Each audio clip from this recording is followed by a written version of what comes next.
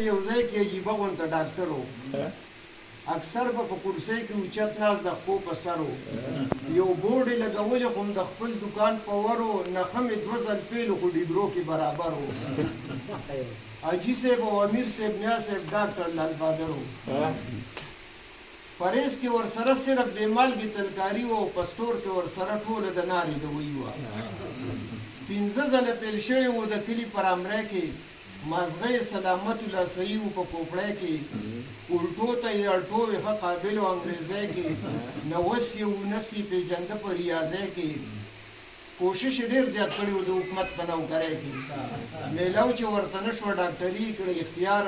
ورتله به په توکل باندې پار رنګه بیمار و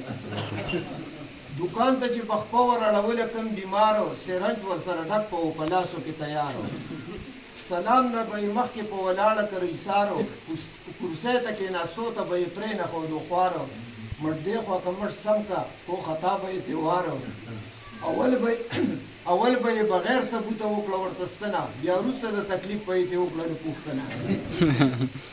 نو د ستن سره بیمار به دومره چغه ووهله په مټ په یې لاس ایښي و چې غر ترې کړم هله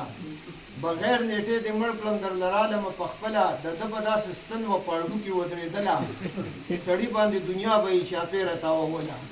نو د داسې غضبناکې مرحلې نه چې به یې تېر کړو په بل غم به یې اخته کړو خپل مرض به یې تېر کړو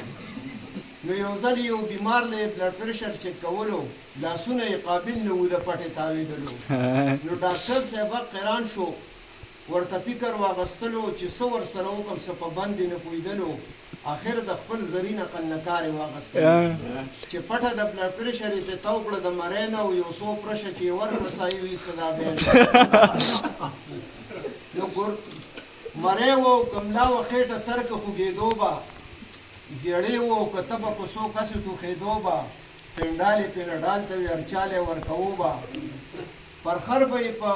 خر به یې په ستنه او تارونه نه ګنډو به اکثر به یې په ایلپې او میجکو وروستو به